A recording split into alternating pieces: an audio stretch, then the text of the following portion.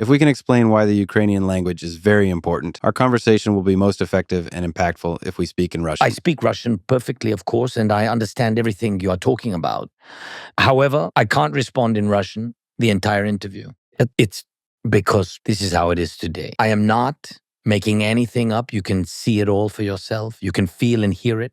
Today, there were 73 missile attacks against us, and people were killed. There were over 100 drones today, and this is a daily occurrence. The people who attack us, they speak Russian. They attack people who were only recently told that this was actually in defense of Russian-speaking people. And this is why I respect neither the leader or director of today's Russia, nor the people. That's it. And I don't think that you can just pretend that nothing's happening and give Putin a pass once again for saying that we are one people, that we speak one language, etc. They speak the language of weapons. That is a fact. And we are peaceful people who want to protect themselves and defend their freedom and their human choice. You know, at the beginning of the war, I addressed Russians in Russian. Zero effect. They're mute. They do not listen. They did not listen. Some are afraid. Some have other issues. They have different reasons. It's like when a person is drowning, and people walk by because they can't hear them. And someone walks on by crying, afraid to save them. It doesn't change anything for the one drowning. They need someone to help them. This is why I honestly despise these people, as they are deaf. They began the occupation in the supposed defense of the Russian language. And that's why, with all due respect, I would like to give an interview in Ukrainian. This is very important to me. If there are some points that you want me to explain in Russian, I can certainly do that. I can certainly occasionally speak Russian. But in general, no. I'm not sure that you will understand me completely. Despite your Ukrainian roots, you are a citizen of the United States, right? Yes. That's why I'm surprised that you don't understand. Well, it was a long time ago. I understand that it was a long time ago. Moreover, a lot has changed. A lot has changed. If I may please allow me to say this in Russian. Yes, many things have changed, but I have hope. I hope that today many Russians will hear this, that Vladimir Putin will hear this, that the American President Donald Trump and the American people will hear this, that everyone will hear this. And yes, Ukrainian language is important symbolically, but what is also important is that we understand each other well. For Donald Trump? Is it important for Donald Yes. Trump whether I speak Russian or not? Yes, because unfortunately, and it hurts to admit, but I cannot speak or understand Ukrainian yet. So your wit, dynamism, and your humanity will not come through as well and as quickly. Remember, I need to wait for 2 to 3 seconds to hear it. You have a great sense of humor, great stories. With an interpreter translating, I simply won't see this, but I understand that it's painful. Another reason is that I hoped we could show that even though it is sometimes said that Russian is banned in Ukraine. This is not true. I'm speaking Russian now, right?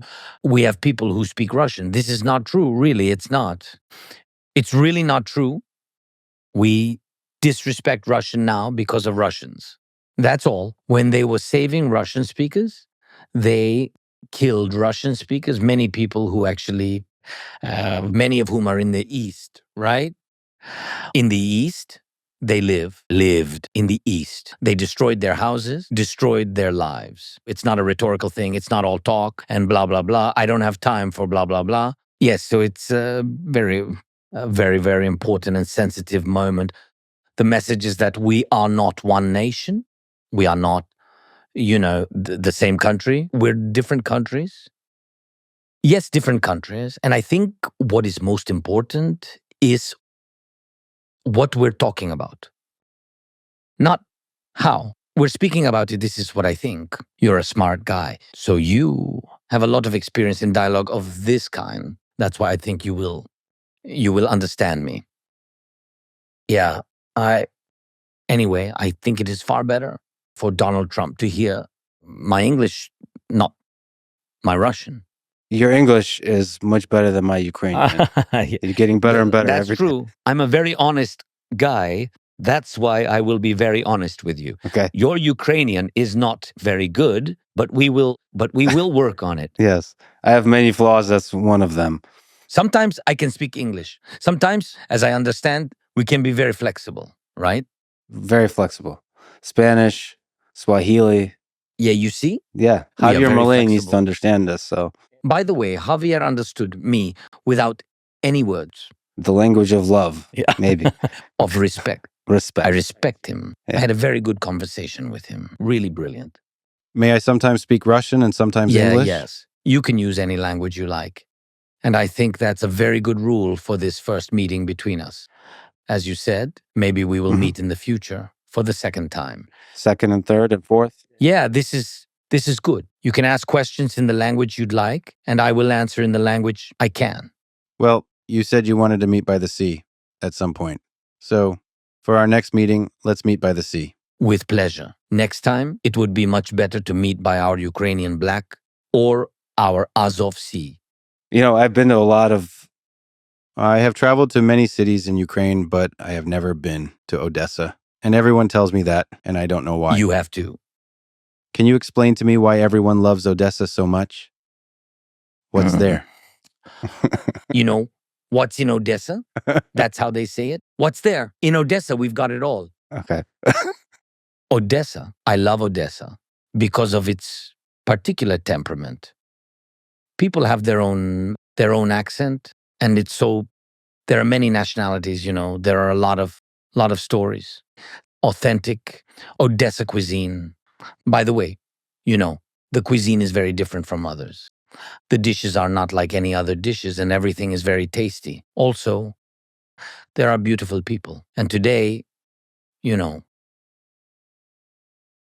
you understand people very well, especially after the attacks on Odessa. You understand what the people are like, just how Odessites are, very Ukrainian. And that's very cool. I love Odessa. I go there several times a year. I go there several times a year now because, now because of strengthening of air defense systems, because of this grain corridor, etc. I go there more often. They have the sun there. They have the sea. It's Ukraine and it's very cool there. Well, when you come and visit me in Texas as a guest for the third time, with pleasure. Let's do this. How about you, my friend Joe Rogan, and I will go get some Texas barbecue together? Who will pay? That's a good question. Putin. For everything. He has to pay. Well, yes, we'll invite him too. No. Okay. Without him. Okay, I get it. Understood. But if the Rome Statute will be accepted by your government before this moment. Okay. By the way, I don't know if you know this, but Joe has a great comedy club in Austin. Joe Rogan? Joe Rogan, yes. And I think that as a person who respects comedy and stand-up comedy, it would be interesting for you to have a look at it. No. I know him, and I saw a lot of different videos. He's a very talented person. So it would be a pleasure if you invite me and I'm able to do it. I am a little bit busy. Yeah. But if I'll be in the United States, I hope that I will have a conversation and a meeting with President Trump. And of course, during my visit, if I'll have the time, it would be a pleasure if you'll invite me. With pleasure. You know what? I will pay. Good. Yeah. I had to think about it, but you are the president. Yes, with you, with pleasure.